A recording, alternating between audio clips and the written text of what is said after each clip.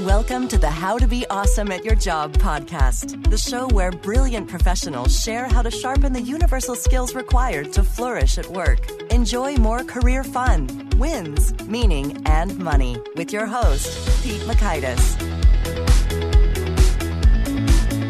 Hello, and thanks for joining us here for episode 467 with Paul Durham. I think you'll love this chat because I've heard that some of y'all feel confused, puzzled, torn, indecisive about where you're going and stuff. Well, Paul has got some goods and some tools to help you develop some good clarity and purpose and vision stuff. So you'll learn 1, the wonders of guided journaling. 2, how to get your days to lead to your desired future. And 3, why you need to involve others to get to your vision. So if you want to check out the show notes or the transcript or the links to items we've referenced, you'll find that over at awesomeatyourjob.com/ep467.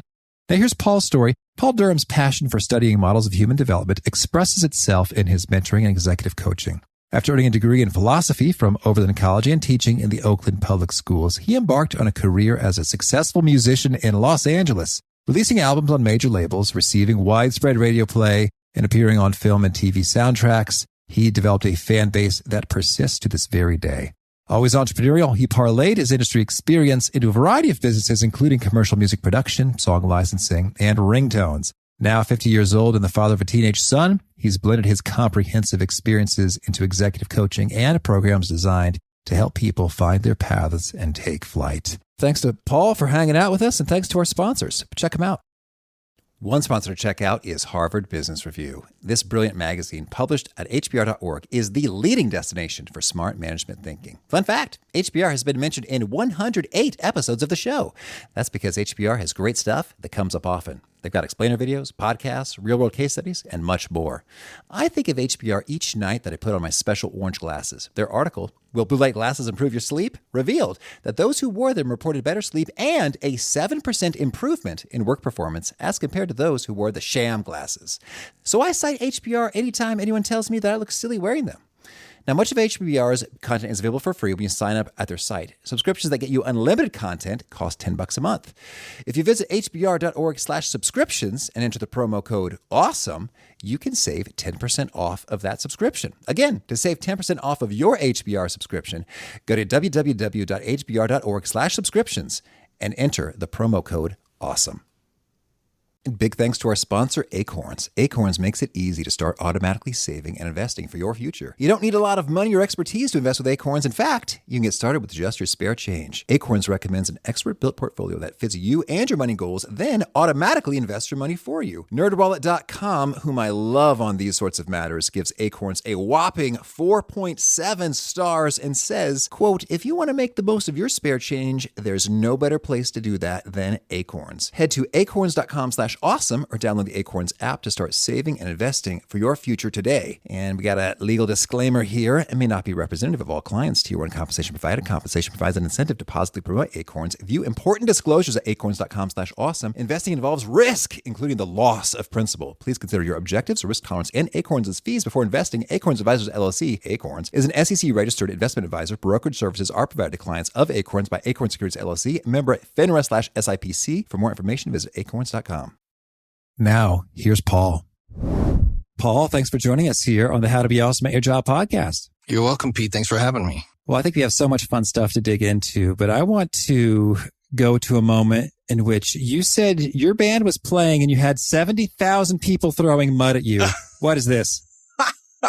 Well, that might be a bit of an exaggeration. It was more like only the 1,000 people in front were throwing mud at us, or 2,000, it seemed. Were they pleased or angry? Why were they throwing the mud? You know, we were in Florida. It was a little bit of a mystery. It was 1998. My band was on tour. We had a song on MTV and a song in the top 40, I think top 5, like rock and alternative tracks. So we were playing all these big radio festivals. You know, we were opening for Foo Fighters and Green Day and all these kind of classic 90s band. And when we hit the stage in Florida, they seemed like they liked us, but I think it had rained. And I think throwing a little bit of mud at the band was just kind of part of the fun, which is not so great, you know, when you're playing like a $4,000 vintage, electric guitar, which we were young. We didn't know better at the time.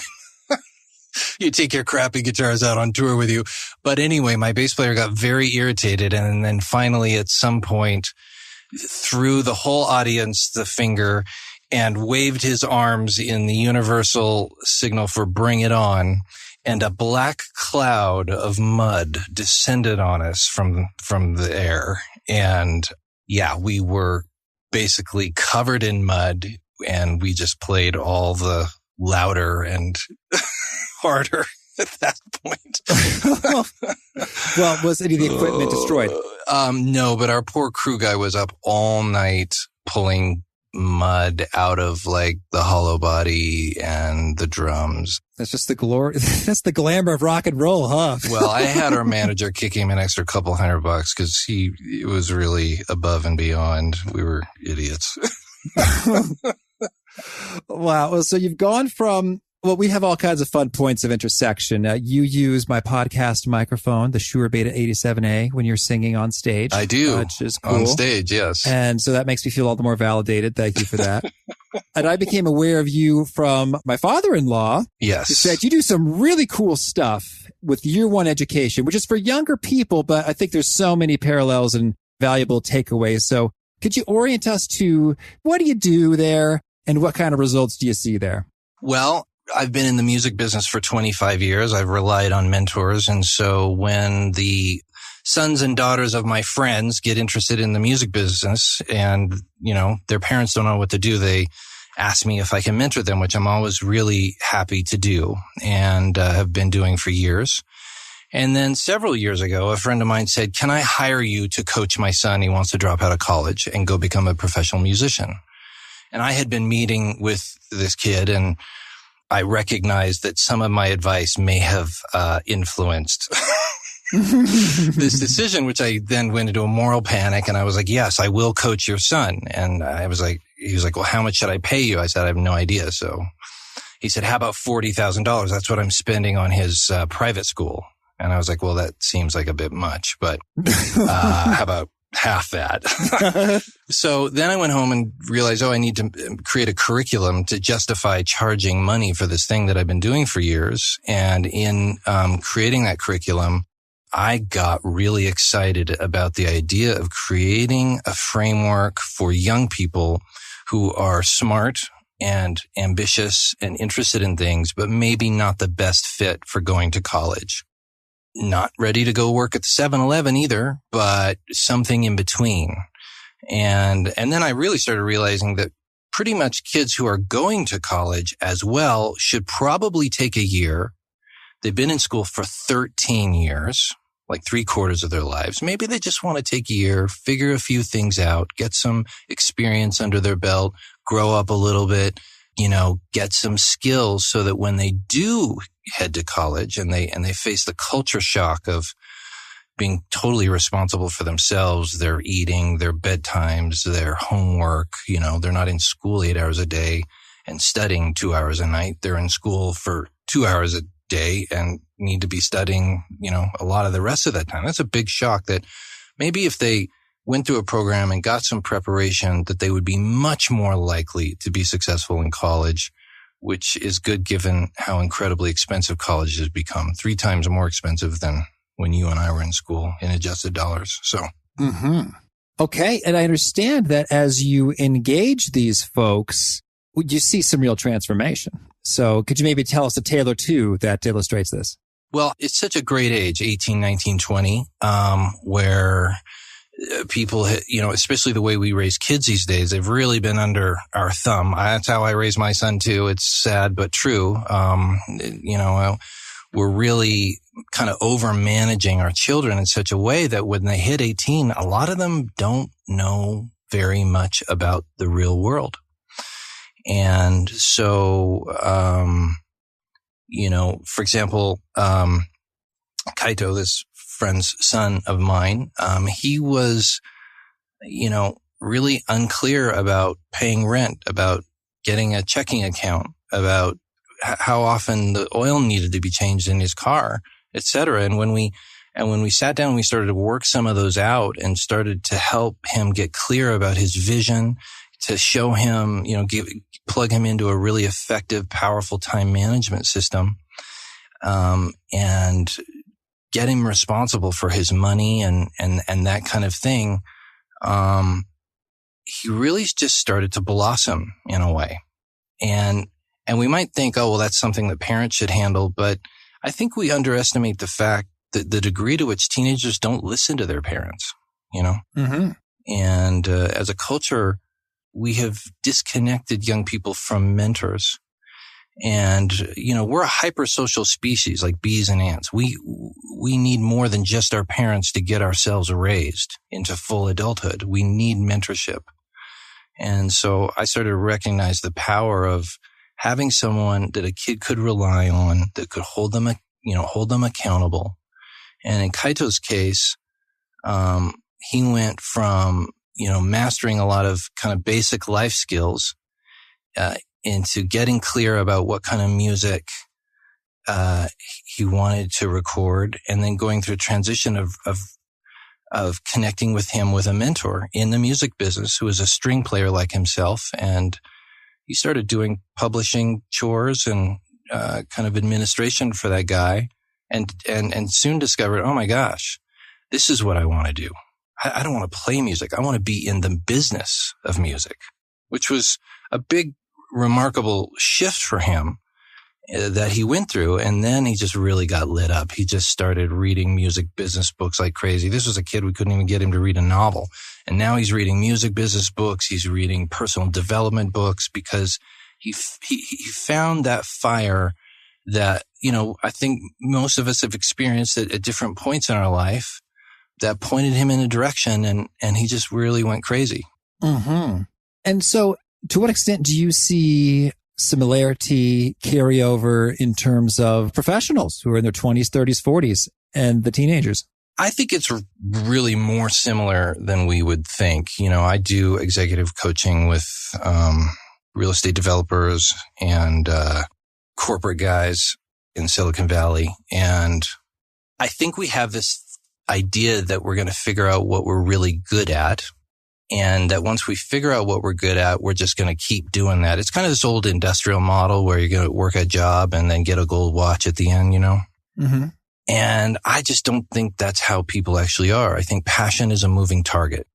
And that as we work and as we master things, those passions shift and we become more interested in other things. And so really getting clear about vision, everybody talks about this, but spending the time, going deep over time and continuing to develop that clarity of vision is so important in people staying connected to their work, staying connected to their job, staying connected to that business that they started that they love and now they're tired of.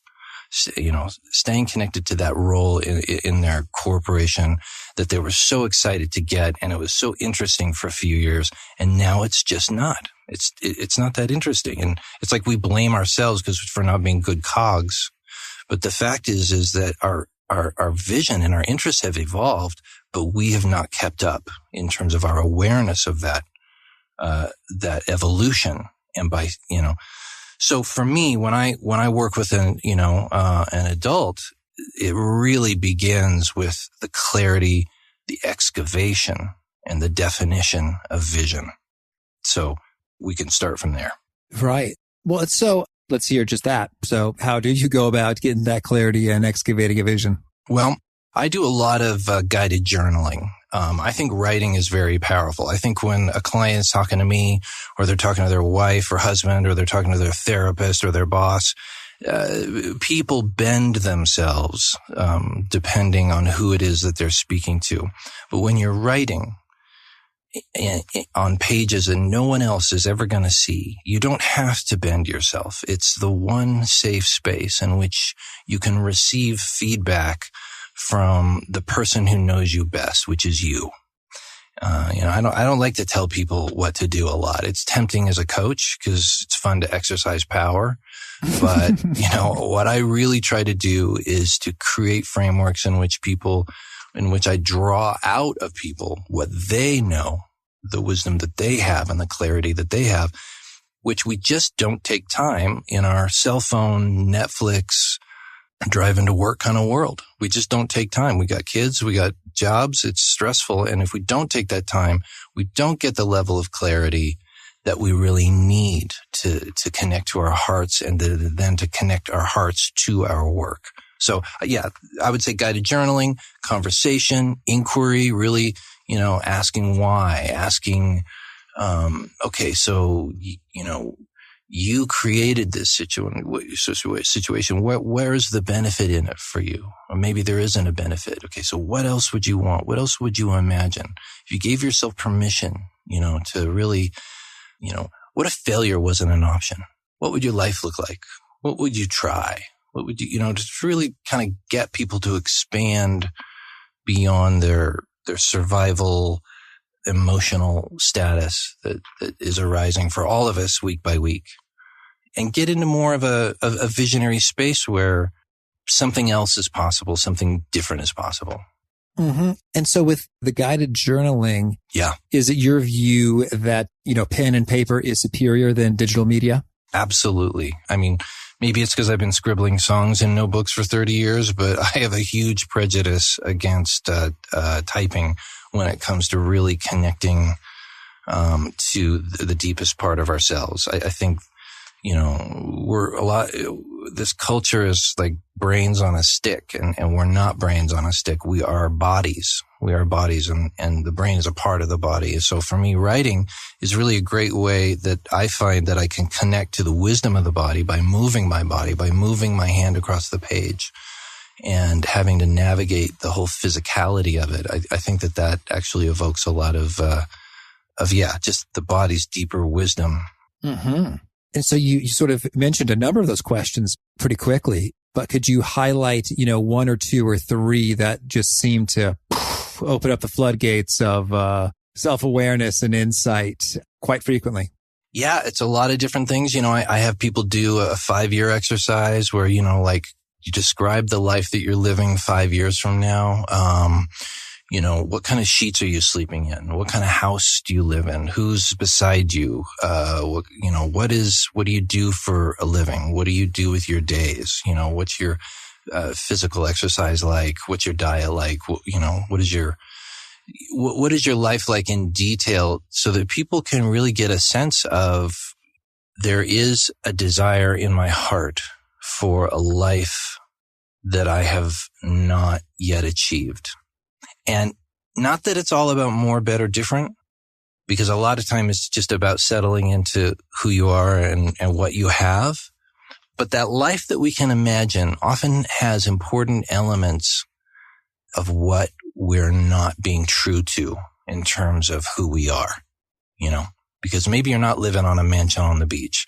Maybe you're living in South America, and, you're providing healthcare to a village, or, maybe there's some vision in you that you're afraid to express because of the pressure of modern life that, needs to come out and walk around a little bit, breathe.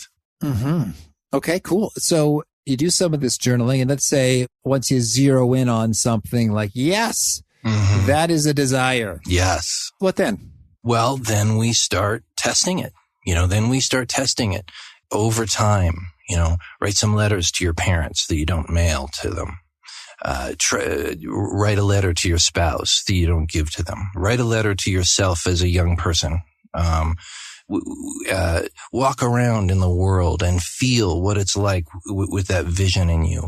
Is all of a sudden your job lit up because you recognize that there's a way in which you can express that vision at work with your coworkers? Maybe there's an element of service that emerges in your vision that you're not actually expressing at work. And, a lot of times people's jobs are dead and dry because they are there for themselves and their families.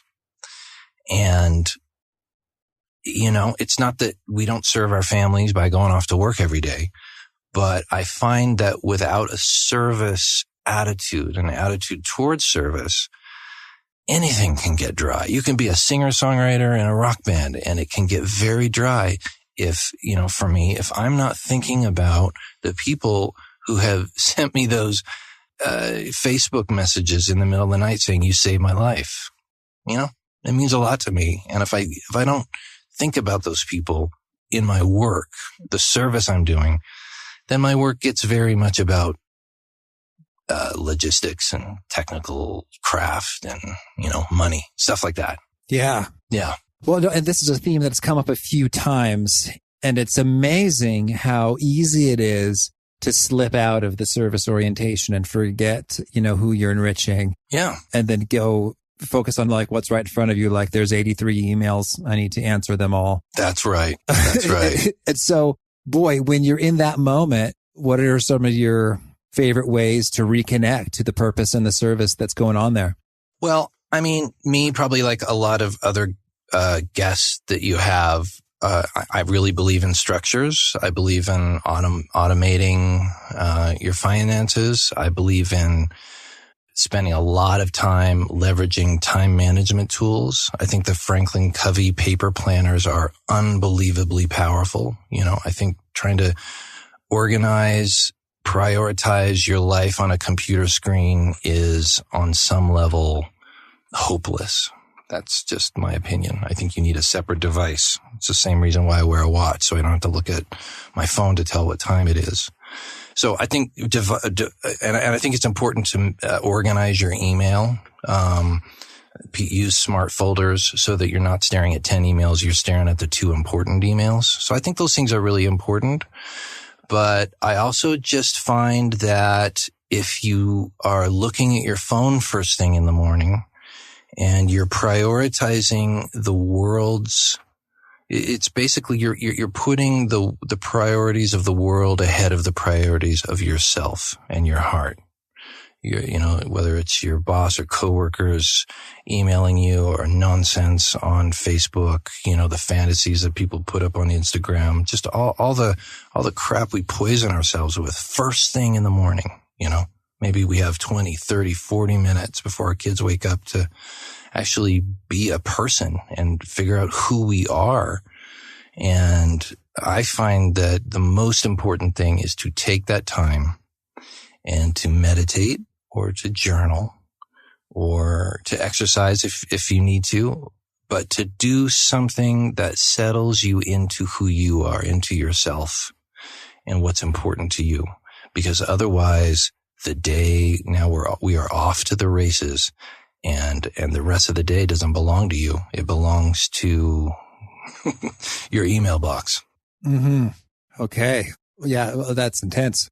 All right. So we got some journaling. We got some smart practices associated with time management. Yeah. Let's maybe just get one or two of these practices in terms of like, that's the most transformational and gets you the most kind of realigned to your desires and priorities. What would you say are some of the biggies there? In terms of the morning practices? Well, yeah, I guess the morning practices, as well as it sounds like I don't yet want to resign that the rest of the day is not mine. Yeah. So how can I get a little more for me? Okay. Well, I think weekly time management is critical. I love the Franklin Covey system where you figure out your roles and your goals so that you know what the absolute most important thing you need to do or the 2 most important things you need to do today as a father or as a boss or as a spouse or as, a person with a body who needs to exercise and eat a certain way. I think defining those big rocks, as they call them, that whole metaphor of, the guy comes in, he's got a jar of big rocks and gravel and sand and water. And he's like, how am I going to get all this stuff in the jar? And everyone says, no, you can't. And he's like, well, I can. But the way he does it, he puts the big rocks in first. Then he puts the gravel. Then he puts the sand. Then he puts the water. And if you don't put the big rocks in first, you can't get all of the little rocks in the jar. Mm-hmm.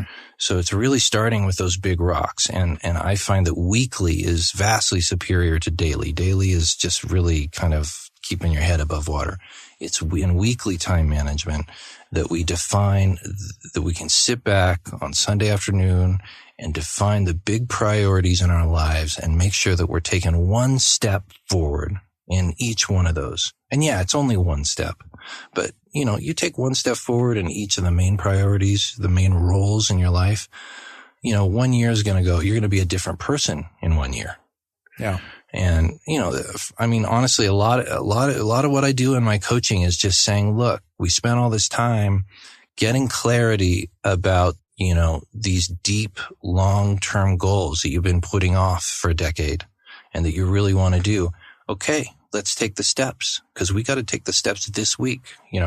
Send me a picture of your weekly plan, and I'll be holding you accountable a week from now. I think that accountability is really powerful. I mean, it's easy for me to sit here and say all this stuff into the microphone, but in my own life, when I want to make a shift, I hire a coach, because, if I could have done it by myself, I would have done it. Mm-hmm.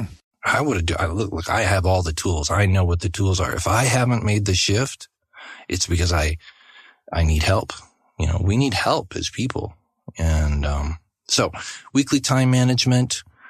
And if I had to point to one other thing, other than really taking the time to get clarity of vision, doing a course, I just saw there's a life book course where they guide you through all this stuff. I'm like, oh, I've been doing that. It's like, yeah, that's important. It's important to get clarity about your vision and what you really want, who you want to become, who do you want to be, what do you want people to say about you at your funeral? Mm-hmm. A lot of us are not on track to hit that target of who we want to be on our deathbed. And we think, well, I got to get the house paid for, I got to do, it's like, man, none of that stuff matters. Who you are and who you're becoming, that's what matters. That's what's going to matter to your kids, not some Swiss watch you left them, So, so it's the vision, it's the weekly planning, and then it is connecting to your soul. And some people do that through meditation. I practiced Zen meditation for years, and I love meditating, but I find that nowadays I wake up and I really want to get my day started. So I need something more active than meditation. So I really turn to the journaling, and I find that, you can get, The Artist's Way.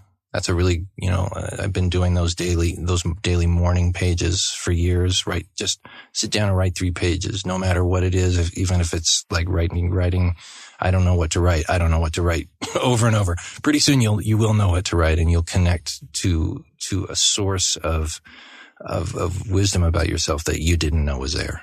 Mm-hmm. And I guess I'm curious to hear, if you think about some of your clients and the most dramatic transformations mm-hmm. that you've witnessed, mm-hmm. I guess what's core to the human nature or condition when it comes to, making change? And mm-hmm. it's kind of difficult for us. How do we succeed when we're kind of in the thick of it? Well, I think it's different for different people. I think it's different at different age. I think we really have to honor our part in the life cycle. When I was in my 30s, I was working 60 hours a week. I was just killing myself to build a number of different businesses. And that's what I was interested in. And now at 50, if I say, man, I don't have a 60-hour week in me anymore. I just don't have it. There's a reason for that.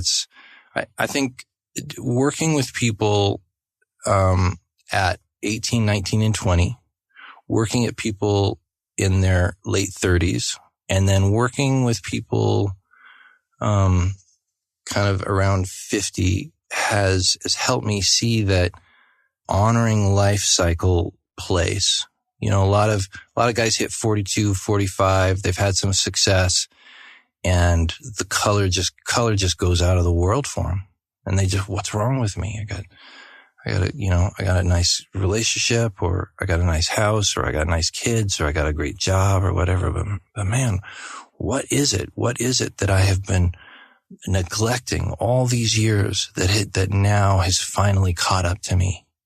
And, the solution for that is not to take testosterone and go to the gym 5 days a week and just try to bust your ass back down to 30 years old.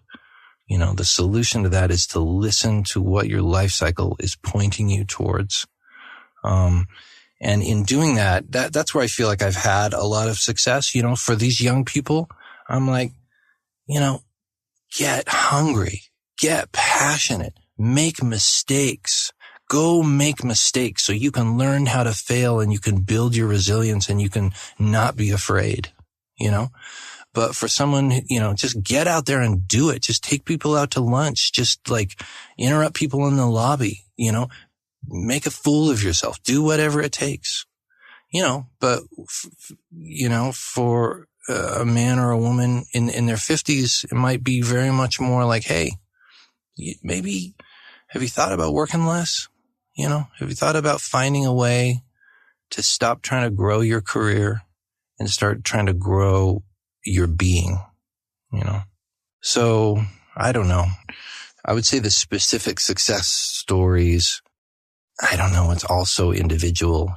Sometimes guys just need to be told what incredible jerks they are. Seriously. Like sometimes they hire me to tell them what jerks they are because they're just jerks. And no one will tell them because if anybody tells them that, they pay too high everyone around them pays too high of a price, And they're like, oh man, I really am a jerk. I'm like, yeah, maybe you should look into that.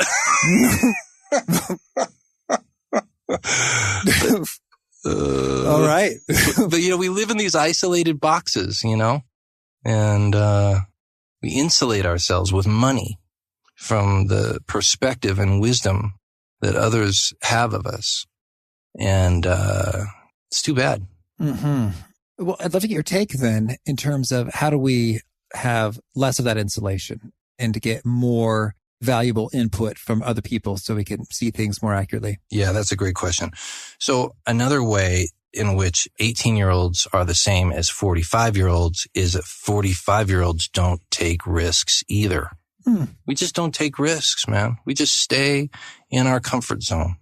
We don't go talk to people we don't know at a party unless we absolutely have to. We don't necessarily go take some online education course and take it really seriously or have a goal and really hire a coach and just say, look, I'm just going to take this money and I'm going to make this shift. I'm going to make this shift, And I think that there are opportunities all around us, that many of those opportunities lie in the service realm, in the realm of volunteers. It's like, oh, I need to spend time with my kids. Okay, well, take your kids and go volunteer. Take your kids with you and go out for a day and do something that really helps other people in a direct fashion, not just a write a check kind of fashion. So, that's what I would really say is that we don't take risks. We are afraid to fail. I'm afraid of signing up for that online education course that seems like really legit and like it would be speaking to exactly what I'm suffering with right now. Because, what if I don't take the time and I waste the money? It's like, okay, so you don't take the time and waste the money. But if you did follow through, you would get 50 times the value back from that course. I'm stuck at my job and I don't know what to do about it. There's all kinds of nonsense that shows up in my Facebook feed every single day about starting your own business. Have you tried one of those? Because maybe it will be nonsense and a scam, but maybe it would be real and you actually could be able to quit your job or at least learn more about business, which you might be able to then bring back into your job and create more value and success there. So that's what I would say is just, I don't know. It's like the richer we get as Americans, the more afraid we get and the more risk averse we get. Yeah. Boy, I don't remember the quote. I think it was St. Augustine of Hippo said something about when we don't have wealth, we just worry about how we're going to survive and acquire it. And then when we do have it, we worry about how we might lose it. I know. Yeah. I know. Well, it's like the Buddha saying, suffering comes from losing things and from having things, because when we lose things, it's painful. And then when we have things, we're afraid of losing them, and that's painful. Mm-hmm. Well, I also want to get your take in terms of when you're in the moment and you know a certain thing needs to be done. It's on your weekly plan, by golly. Yeah. And you're just not feeling it. Yeah. How do you power through? Yeah, I don't power through. Okay. That's what I don't do. When I was 30, I just powered through, man. I could just eat a big, giant wheelbarrow full of crap from morning to night all day long. You know? Image. You know, I could just pile up those tasks and just motor through them. And man, I just don't, I don't, it's, you know, partly I work a lot smarter now than I used to. But I would say go for a walk. Go walk around the block. Find out who you are. Just reconnect with who you are. You'll get it done faster. I promise you. You might, I don't have time. Yeah, you have time. You have time to look at Instagram. You have time to waste your time returning emails that if you actually were a little bit more centered, you would recognize should be ignored. So that's what I try to do more and more and more. I try to settle into who I am rather than what I have to do, what I'm trying to get. If I can settle into who I am, so much stuff falls away. So much stuff that doesn't need to be dealt with, and certainly doesn't need to be dealt with in the kind of unskillful fire-setting ways that happen when I, just jump on it and I'm going to just crank through this stuff, Well, I guess I'm thinking certainly there's many things that we'd be better off not doing, that don't fit us and need to go. So I'm right with you there. Yeah. I guess I'm thinking if you've been through all the process associated with the journaling and the pondering and the identifying of a desire. And yes, this is very important. Yes. And then this is the key step I need to take in order to do that. And then it's the moment that you've calendared for yourself to do that. Yes. And you're like, yeah, I'm not really feeling it. Yeah. Then what? I mean, yeah, it's funny. I'm building a new business right now over the last few years. So this new education business, for young people. And it's a whole new world. I talk to people and they're like, oh, you're kind of making a new thing. And I'm like, yeah, I'm making a new thing. There's nothing I can go out and just rip off. It's very disheartening in moments, and when I run up against that, if I have the presence of mind to think of my clients, to think about their lives, to think about, the struggles that they have, to think about some of my clients that are a year or two out of the program and the lives that they're living and the messages that I get from them and where they were when they started. And I think about, man, if I hadn't kind of done this weird thing and put a bunch of time into developing something that I had no idea whether it would work, that kid would still be, in her parents' basement, in conflict with her parents about wanting to do something that she didn't really know what it was. Or, she might be, still using drugs or whatever. It's like, I just get so stuck when I'm in myself and for myself.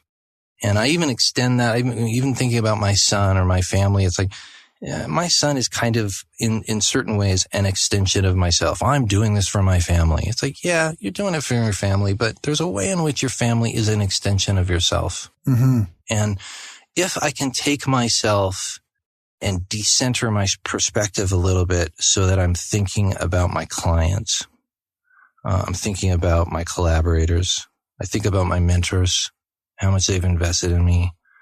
So on the one hand, I'm contradicting myself. I'm saying, yeah, this all should really come from your deepest internal vision. But I tell you, if your deepest internal vision doesn't have a service portion, if it doesn't encapsulate something, especially if you're getting up there in years, if you're not giving back on some level, it's not going to do it for you. And the day-to-day process of executing that vision is also not going to do it for you if you lose sight of the people that you're here to serve. So that's what I try to do. Mm-hmm. Awesome. Thank you. Well, Paul, tell me anything else you want to make sure to mention before we shift gears and hear about some of your favorite things. No, I think I've been running my mouth a lot. All right. Well, then could you share with us a favorite quote, something you find inspiring? Something that I find inspiring. As a quote, yeah. Well, I think I mentioned it earlier, which is a quote from the coach that I worked with and who kind of trained me to be a coach.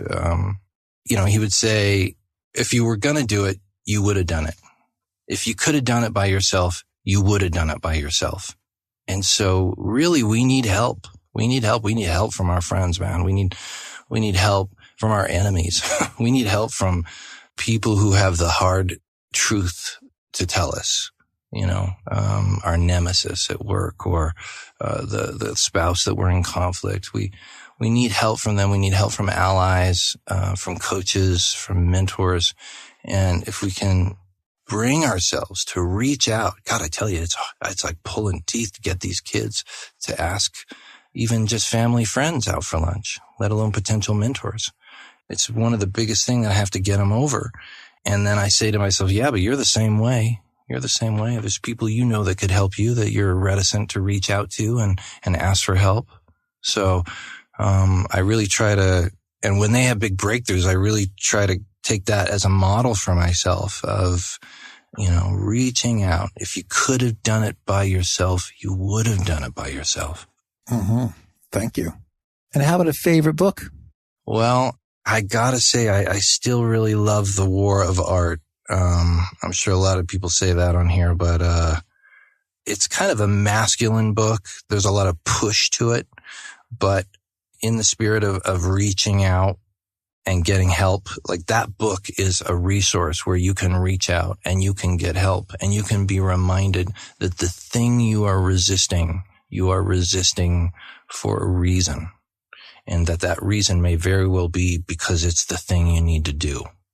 And we're just scared of failing. We're scared of, we're scared of being committed. I mean, everything I've been talking about is just about commitment, basically. And when you commit to something, it's scary because now you're all in. So that book can really help support that process of getting all in and rushing forward. Mm-hmm. And how about a favorite habit? Well, if I had to mention the habit that I like the most, I would have to say bulletproof coffee. I really don't like to eat in the morning.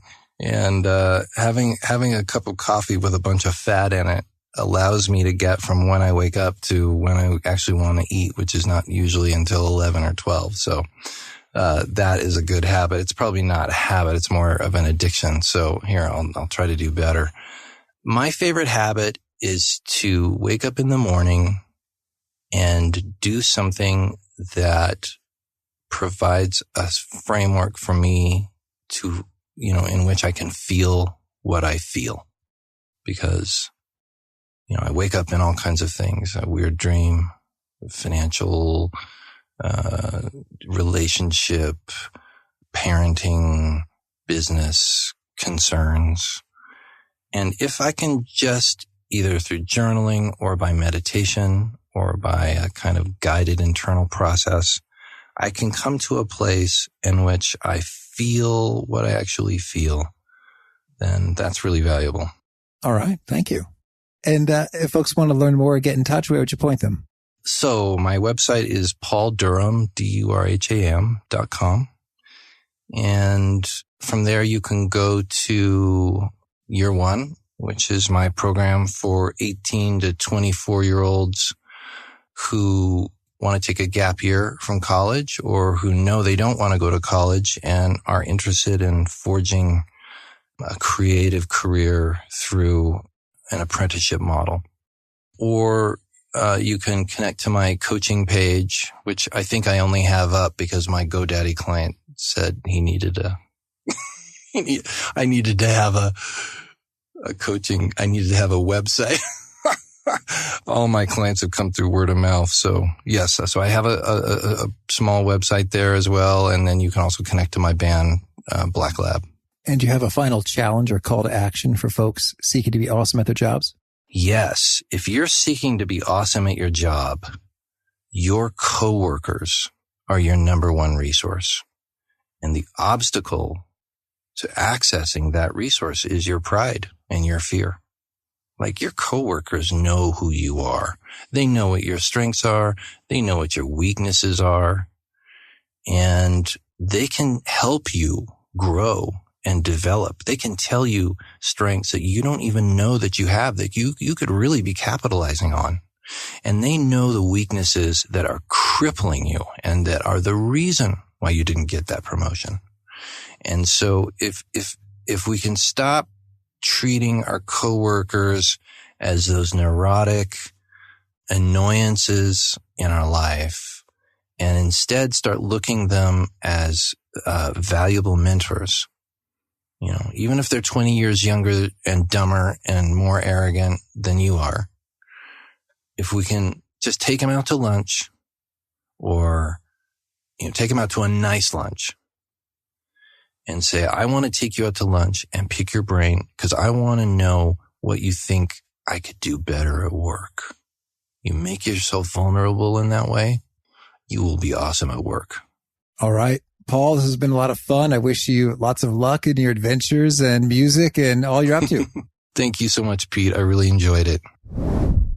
I really dug the chat with Paul on a couple levels. One is his assertion that it makes all the difference to do your journaling by hand as opposed to keyboard because of the wisdom of the body. And I thought that was a good way to put it. I've heard that elsewhere, and I think he really cemented that for me. So I'm going on a little camping trip shortly, and I look forward to doing some journaling by hand because we're not going to have much wireless connectivity anyway.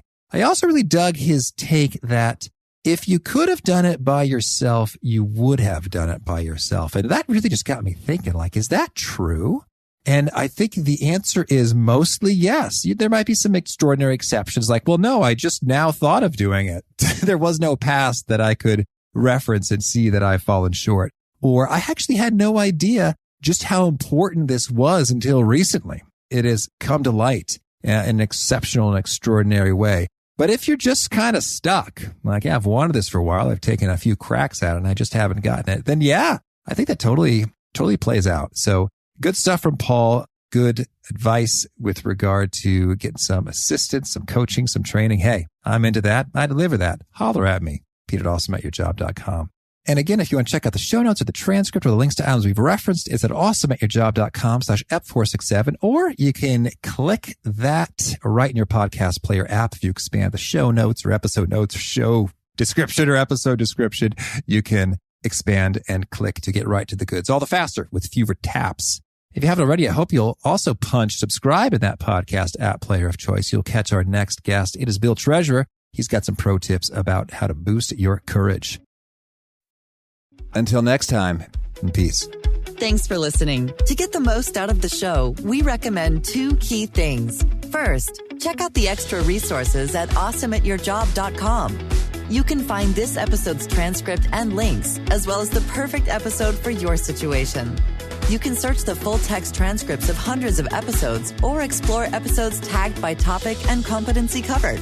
Second, subscribe to the podcast and get future episodes automatically. You can subscribe by telling Siri and several other smartphones and speakers, subscribe to the How to Be Awesome at Your Job podcast, or by tapping subscribe in your podcast player of choice. If you'd like some extra help figuring out podcasts and how subscriptions work, visit awesomeatyourjob.com/subscribe for guidance. Hope to catch you on the next episode of How to Be Awesome at Your Job.